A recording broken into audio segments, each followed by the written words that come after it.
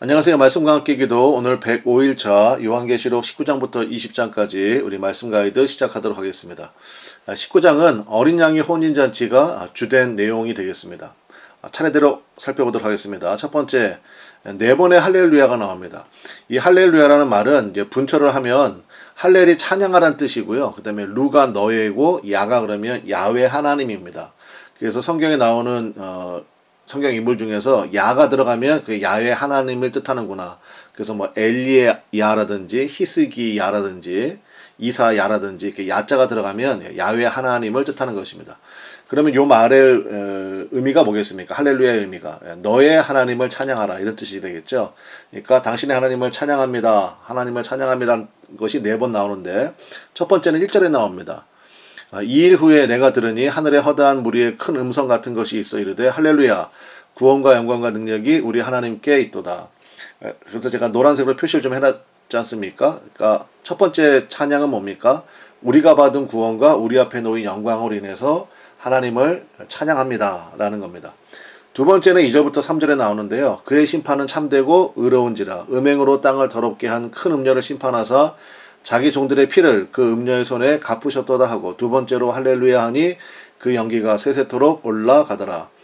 두 번째 찬양은 뭡니까? 하나님의 공의로운 심판으로 인해서 찬양을 하고 그 다음에 그동안 흘렸던 순교자들의 피를 갚으시는 것으로 인하여서 찬양을 하게 되는 것입니다. 그 다음에 세 번째 4절에 들어가면 또 24장로와 네 생물이 엎드려 보좌에 앉으신 하나님께 경배하여 이르되 아멘 할렐루야 하니 여기는 이제 할렐루야 앞에 아멘이 추가가 됐습니다. 아멘의 뜻은 뭡니까? 그렇게 되어질 줄을 내가 믿습니다 라는 고백이거든요.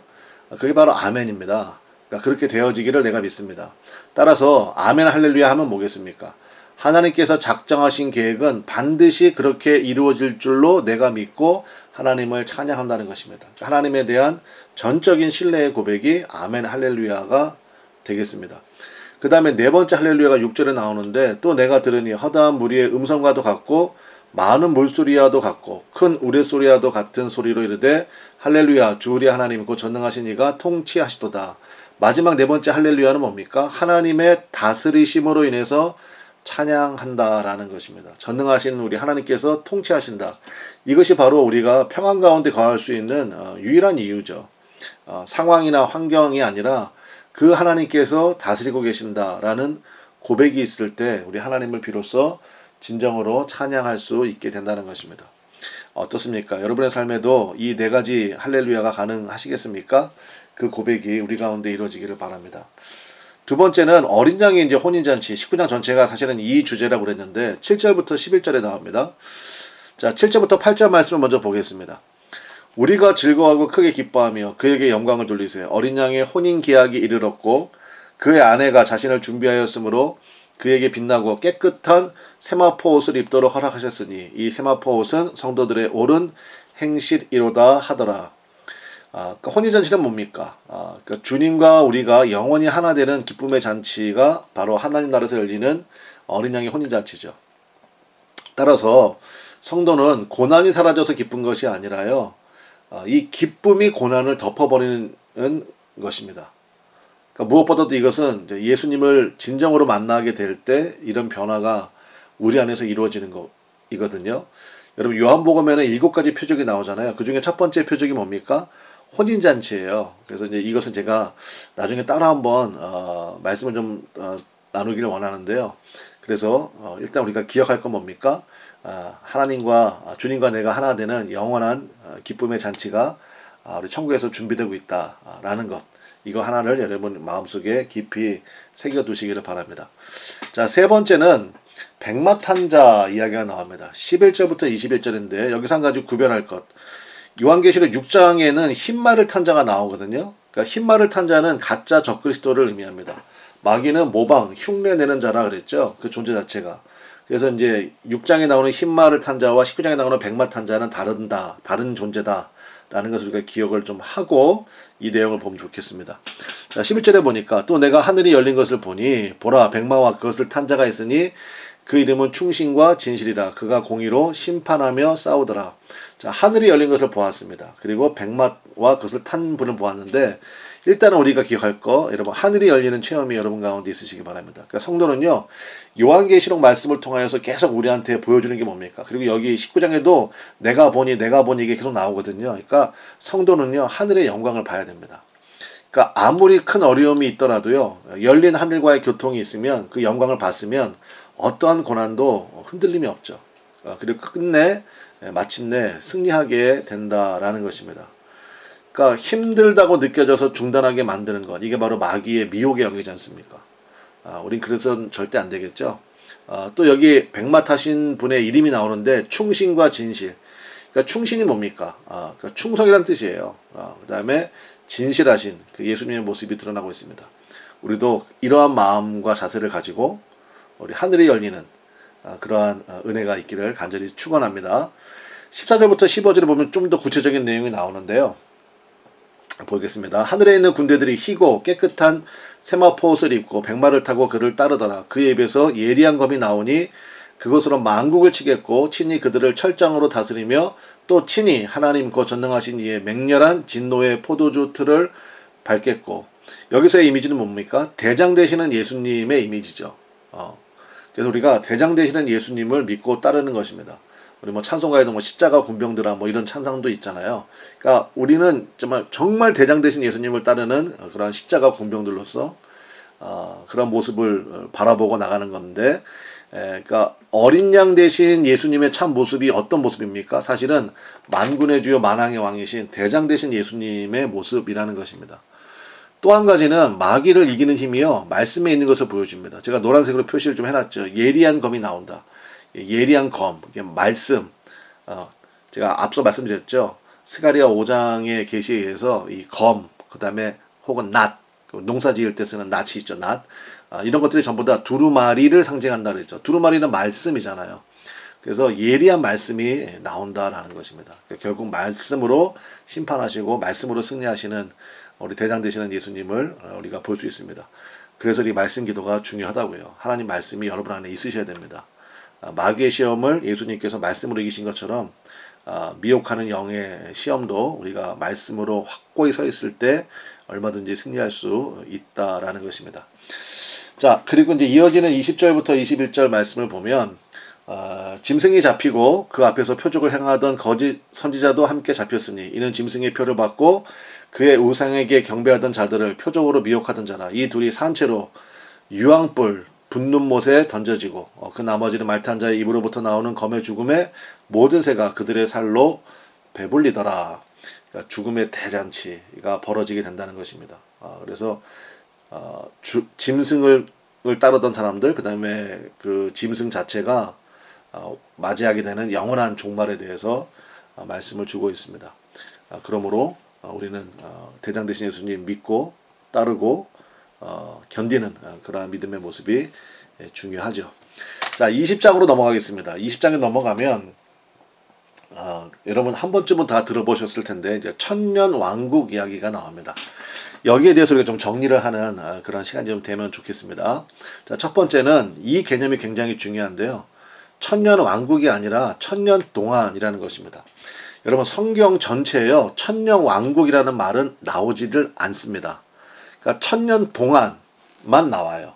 그러니까 천년 동안이라는 말을 이제 천년 왕국으로 성경을 해석하는 분들이 이름을 붙인 거죠. 그러니까 성경에는 천년 왕국이란 말이 없다라는 거고, 그러면 첫 번째로 천년 왕국에 대한 견해 차이. 그러니까 저는 이제 천년 왕국이라는 말을 별로 좋아하진 않지만 그러니까 하도 그렇게 얘기들 하시니까 천년 왕국에 대한 견해 차이를 좀 말씀을 드리겠습니다. 이것은 예를 들어서 같은 교단 안에 있는, 같은 신학교 안에 있는 목사님들 사이에서도 또 신학자들 사이에서도 굉장히 견해 차이가 있기 때문에 세 가지 정도로 크게 나누면 7가지로도 나누는데요. 우리 세 가지 정도로만 우리가 좀 알면 좋겠습니다. 첫 번째는 전천년설이 있습니다. 전천년설이 뭐냐면 천년왕국 전에 예수님이 재림하신다. 이게 전천년설이에요. 그러니까 예수님이 재림하시고 나서 심판하시고 나서 그 다음에 천년왕국이 시작된다라는 개념이겠죠. 후 천년설은 뭐겠습니까? 천년왕국 후에 예수님이 재림하신다는 거예요. 그러니까 어떤 모양이든지 천년왕국이 먼저 시작이 됩니다. 그리고 나서 천년왕국이 끝나는 시점에 예수님이 재림하신다라는 게 후천년설. 그 그 다음에 무천년설은 뭐냐? 그런 개념이 아니고 천년왕국은 초림부터 예수님의 초림부터 재림까지의 전체 기간을 얘기한다. 이게 무천년설입니다. 이게 복음적인 학자들 사이에서도 또 목회자들 사이에서도 굉장히 좀 이견이 있습니다. 그러니까 여기서 우리가 한 가지 알 것은 뭐냐? 성경이 정확하게 얘기하지 않은, 그래서 복음적인 사람들 사이에서도 견해 차이가 발생할 수밖에 없는 이런 것에 대해서 우리가 너무 깊게 알려고 할 필요가 있다 없다? 없다라는 거예요. 만약 정말 그게 정말로 중요하다 그러면요, 성경이 자세하게 설명을 해놨을 것입니다. 근데 그렇지가 않잖아요. 그러니까 견해 차이가 발생하잖아요. 그러니까 우리가 여기서 정확하게 알 것은 뭐냐?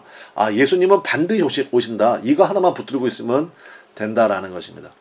그러면 이제 우리가 한번 그래도 조금 이제 개념을 좀 알아야 되니까 말씀을 좀 드리면, 여러분 우리 요한계시록에서 계속해서 살펴봤잖아요. 천년이라는 그 숫자, 그러니까 숫자가 게마트리아에서 말씀드린 것처럼, 그러니까 요한계시록은 묵시문학이기 때문에 이 숫자를 그 숫자로 이해하지 않았잖아요, 우리가. 그러니까 천년이라는 실질적인 숫자가 아니라 우리가 14만 4천도 구약의 12지파, 신약의 12제자 합친 게 144 곱한 거, 그 다음에 거기다 곱하기 10 곱하기 10 곱하기 10, 그러니까 천을 곱한 거죠. 왜냐면 그게 완전이라는 의미이기 때문에.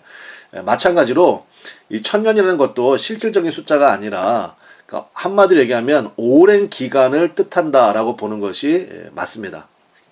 그러면 이 천년 동안이라는 것은 예수님께서 십자가로 승리하신 이후부터 시작된 복음의 시대, 그러니까 교회 시대를 가리키는 것이다. 저는 이렇게 이해를 하거든요. 그래서 천년 동안이라는 개념을, 그래서 여러분 이 천년 왕국에 대한 견해체를 좀 말씀을 좀 드렸고, 자 그러면 두 번째로 3절로 넘어가서, 자 무적에게 던져 넣어 잠그고 그 위에 임봉하여 천년이 차도록 다시는 만국을 미혹하지 못하게 하였는데 그 후에는 반드시 잠깐 노일이라. 여러분 제가 노란색으로 표시하는 거 있잖아요. 그 후에는 반드시 잠깐 노일이라. 이것 때문에 뭐 전천년설, 후천년설, 막 무천년설 뭐 이런 것들이 막 나오기 시작하는 거예요. 왜 끝나면 끝난 거지 왜 사탄이 잠깐 노임을 받느냐, 짐승이 잠깐 노임을 받느냐라는 건데, 자 여기서 개념을 좀 봅시다. 사탄은 하나님과 싸우는 존재가 당연히 못 되죠. 그러니까 하나님의 통제 아래서 영혼들의 회개와 구원을 위해서 풀리기도 하고 묶이기도 하는 것 뿐입니다. 그러니까 악한 자를 하나님께서 악한 때에 필요하게 사용하신다는 말씀이 있는 것처럼, 결국은 영혼들의 회개와 구원을 위해서 하나님이 풀어주기도 하시고 묶기도 하시고 하는 것인데, 이제 영원한 운명은 좀 이따 나오니까, 창세기 3장 15절 말씀, 이걸 이제 우리가 원시복음, 그러니까 복음의 근원 이렇게 부르는데, 여기 보면 창세기에 나오는 말씀이니까, 내가 너로 여자와 원수가 되게 하고 내 후손도 여자의 후손과 원수가 되게 하리니 여자의 후손은 내 머리를 상하게 할 것이요 너는 그의 발꿈치를 상하게 할 것이니라 하시고, 이 말씀 여러분 다 이해하시죠? 일단은 예수님 얘기하는 겁니다. 그러니까 예수님은 동정녀 마리아에게서 태어나셨기 때문에 남자의 후손이라고 쓰지 않고 여자의 후손이라고 쓰는 겁니다. 그러니까 여자의 후손은 내 머리, 그러니까 짐승의 머리, 옛뱀의 머리, 사탄의 머리를 상하게 할 것이에요. 여러분 머리가 상하면 그거는 이제 끝난 거잖아요. 우리가 뇌사 상태, 그러면 이제 사망으로 인정하지 않습니까? 똑같은 겁니다. 그러니까 머리를 상하게 할 것이요, 사탄 너는 그의 발꿈치, 그러니까 예수님에게 그 허락된 고난 있잖아요. 십자가의 고난, 이제 그거를 의미하는 것입니다. 그의 발꿈치를 상하게 할 것이니라 하시고, 자 여자의 후손이 뱀의 머리를 상하게 했습니다. 그러니까 하나님의 말씀과 어린 양의 피로 인해 마귀는 모든 기능을 다 잃어버렸습니다. 우리가 이걸 앞에서 쭉 살펴봤잖아요. 그러니까 머리는 상했지만 아직 정말 미미하게 남은 그 기운을 가지고요, 공중의 권세를 잡은 자로서 성도를 미혹하여 복음을 변질시키는 일을 하나님의 허용 범위 안에서 할 뿐입니다. 그럼 왜 그렇게 하셨는지를 좀 보도록 하겠습니다. 뒤에 나오니까. 두 번째, 순교자에 대한 얘기가 나오는데요. 4절에 보니까 또 내가 보자들을 보니, 그러니까 본이라는 말이 계속 나오죠. 그러니까 봐야 됩니다. 성도는요 하나님의 영광을 봐야 돼요. 요한계시록 통해서 영광을 봐야 됩니다. 거기에 앉은 자들이 있어 심판하는 권세를 받았더라. 또 내가 보니 예수를 증언함과 하나님의 말씀 때문에 목 배임을 당한 자들의 영혼들과 또 짐승과 그의 우상에게 경배하지 아니하고 그들의 이마와 손에 그의 표를 받지 아니한 자들이 살아서 그리스도와 더불어 천년 동안 왕노하리니. 그러니까 근원주의자들, 그러니까 세대주의자들이, 그러니까 이런 게 참 문제인 거예요. 목배임을 당한 자들, 그러니까 순교도요 꼭 목배임을 당한 순교만이 순교라는 거예요. 그러니까 이건 말이 안 되잖아요. 때로는 뭐 그 맹수들의 밥으로 던져지기도 하고요. 그 다음에 불에 태워지기도 하고 그랬거든요. 그러니까 목배임을 당했다는 게 뭐겠습니까? 그러니까 예수님의 복음 때문에 순교했다 그 얘기지 않습니까? 그러니까 우리가 참 이 성경을 이해할 때 전체적인 개념을 갖고 이해하는 게 굉장히 중요하다는 것을 알 수 있죠. 자, 그 순교자들은 어떤 일이 벌어지느냐? 제가 이제 표시를 해놨잖아요. 예수님과 함께 왕노릇하는 권세를 가지게 된다는 것입니다. 심지어요, 심판하는 권세까지도 하나님이 주신다는 거예요. 그 예수님과 더불어 1000년 동안, 이게 1년부터 999년 지나서 1000년까지만 왕노릇한다. 그게 겠습니까? 그러니까 영원토록이라 개념이잖아요. 자, 여기 보면 예수를 증언한 자는 선교와 전도자들을 의미하는 거겠고요. 말씀 때문에 목배임을 당한 자, 이게 순교자들을 의미하겠죠. 그 다음에 짐승과 우상에게 절하지 아니한 자, 믿음 가운데 마귀의 유혹과 핍박을 견딘 자, 그러니까 이 모두들이 바로 예수님과 함께 왕노릇하는 권세를 갖게 된다. 그러니까 주와 하나 되는 것을 얘기하는 거잖아요. 그래서 어린 양의 혼인잔치, 여러분 남자와 여자가 만나서 부부가 됩니다. 그러면 그 목사님들 주례할 때 이제 하나가 되었습니다 하잖아요. 똑같은 겁니다. 그러니까 왕노릇하고 심판하는 권세는 예수님에게 있었는데 우리 그날이 되면 이제 주님과 함께 우리가 온전한 혼인잔치 속에서 이러한 권세를 우리가 주님께서 주신다라는 거죠. 자, 그럼 사탄의 최후. 자, 첫 번째 7절에 보니까 천년이 참에 사탄이 그 옥에서 놓여. 자, 앞서 말씀드린 대로 세대주의자들이 말하는 7년 대환란의 근거가 되는 말씀이 아닙니다. 그러니까 이 천년이 참회, 이 참회라는 말이 중요한데 마가복음 1장 15절에 보니까 이르시되, 예수님이 처음으로 하신 말씀이에요. 이 땅에 오셨을 때 때가 찼고 하나님의 나라가 가까이 왔으니 회개하고 복음을 믿으라 하시더라. 여기서 때가 찼다라는 뜻이 뭐겠습니까? 하나님의 시간이 왔다는 거예요. 그러니까 이거를 시간을 나타내는 표현이 두 가지가 있다고 그랬죠. 카이로스와 크로노스. 크로노스는 그냥 흘러가는 시간들. 6월달이 되고 그 다음에 7월달이 되고 8월달이 되고, 이건 크로노스예요. 2023년 지나서 2024년이 오겠죠. 근데 카이로스는요, 하나님께서 계획하신 그때입니다. 여기서 때가 찼다라는 게 바로 그 뜻이거든요. 그러니까 7년이 참에도 당연히 카이로스죠. 그러니까 하나님께서 완성하시는 시간이 반드시 있다라는 걸 우리가 기억하면 되겠고요. 그러면 사탄이 왜 놓였느냐? 이제 이거가 문제인데, 7년 대환란을 위해서 사탄이 놓인 거냐? 그게 아니고요. 사탄은, 자, 예수님이 이 땅에 오셔서 십자가의 구원을 이루시는 순간 하나님의 나라는 이미 우리 가운데 완전히 임했습니다. 그러니까 십자가의 구원하고 예수님이 다 이루었다 하셨잖아요. 그러니까 다 끝난 거예요. 그렇다면 사탄을 왜 풀어주셨다는 말이 나오느냐? 앞서 언급한 대로 최후의 발악으로 영원한 심판 앞에서 확실한 분리를 위함입니다. 이게 무슨 얘기냐면은 스스로의 증명이거든요. 자유롭게 풀어지고 힘을 갖게 되었을 때 그 사람의 참 모습이 드러납니다. 그러니까 그것이 바로 심판의 기준이에요. 그러니까 예수님께서 십자가로 완전히 승리하셨는데 아직까지도 하나님의 허용 안에서 마귀가 활동하고 있잖아요. 그럼 뭐예요? 성도들로 하여금은요, 더 성도되게 만드는 거고요. 그러니까 애매모호한 사람들로 하여금 참 생명으로 갈지, 아니면 짐승에게 속해서 짐승의 표를 받고 세상으로 갈지, 그러니까 그것을 분리하고 구별하기 위한 확실한 시간을 위해서 마귀의 활동 하나님께서 허락해 주셨다라는 것입니다. 그게 바로 7절의 그 뜻이에요. 좀 이해가 되셨습니까? 예를 들면 이런 거 있잖아요. 너무 가난해요. 그래서 정말 주님 앞에 매달려 살았어. 그런데 그 사람이요, 큰 돈을 벌게 되었습니다. 그리고 나서 만약 그 사람이 예배의 자리에서 사라졌다고 하면 그의 참 모습이 드러나는 순간이죠. 그러니까 천년이 참에 사탄이 그 옥에서 놓여. 이유는 뭐예요? 참과 거짓을 구별하기 위해서 라는 것입니다. 자, 8절 보겠습니다. 가이드로만 해야 되기 때문에 제가 좀 이렇게 절제를 하고 있습니다. 8절, 나와서 땅의 사방 곧 백성 곡과 마곡을 미혹하고 모아 싸움을 붙이리니 그 수가 바다의 모래 같으리라.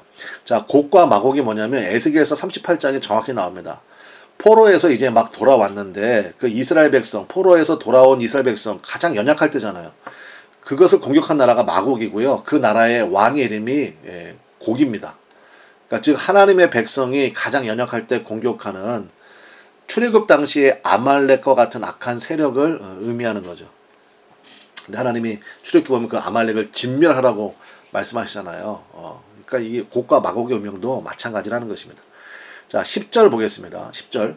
또 그들을 미혹하는 마귀가 불과 유황못에 던져지니 거기는 그 짐승과 거짓 선지자도 있어 세세토록 밤낮 괴로움을 받으리라. 이게 사탄의 최종적인 심판을 말씀하시는 거죠. 자, 그 다음에 백보자 심판. 이게 최종적인 심판입니다. 11절. 또 내가 크고 흰 보좌와 그 위에 앉으신 이를 보니 땅과 하늘이 그 앞에서 피하여 간데 없더라. 그러니까 마지막 성도들이 서는 바로 그 영광의 자리가 되겠습니다. 12절. 또 내가 보니 죽은 자들이 큰 자나 작은 자나 그 보좌 앞에 서 있는데 책들이 펴 있고 또 다른 책이 펴졌으니 그 생명책이라. 죽은 자들이 자기 행위를 따라 책들에 기록된 대로 심판을 받으니. 여기서 우리가 주목할 것은 뭡니까? 생명책을 주목해야 됩니다. 책들이 펴 있고 그 다음에 생명책, 그러니까 두 종류의 책이 펴 있는 것입니다. 그러니까 생명책은 단수로 되어 있고요. 앞에 있는 책들은 복수로 되어 있고 거기는 행위를 따라 심판받는 그 책들입니다. 그러니까 예수 믿는 사람은 여러분의 이름이 책들에 있겠습니까? 생명책에 있겠습니까? 생명책에 있죠. 생명책은 우리 행위로 구원받는 게 아니잖아요. 그러니까 여러분의 행위를 기록하여 놓지 않습니다. 거기는 오직 예수의 십자가의 보혈을 의지한 사람들의 이름 목록만 있는 거죠. 그리고 무슨 상을 베풀지만 있는 것이 생명책입니다. 14절부터 15절. 사망과 음부도 불못에 던져지니 이것은 둘째 사망이라. 그 불못이라. 누구든지 생명책에 기록되지 못한 자는 불못에 던져지더라. 여러분, 예수님께서 복음서에 36가지 비유하셨는데요. 그 중에 12개가 지옥과 직간접적으로 관계가 있습니다. 무슨 얘기입니까? 지옥은 실제하는 것입니다. 그래서 우리 요한계시록 말씀을 통해서 내가 하나님 앞에 더 믿음으로 서야 되겠다. 어떤 순간에도 오직 예수님만 붙들어야 되겠다. 그 믿음 가운데서는 은혜가 있으시기를 간절히 축원합니다. 자, 이제 내일 이제 하루 더 남았습니다. 우리 21장과 22장을 통하여서 이제 새 하늘과 새 땅에 대해서 우리 함께 말씀을 나누도록 하겠습니다. 감사합니다.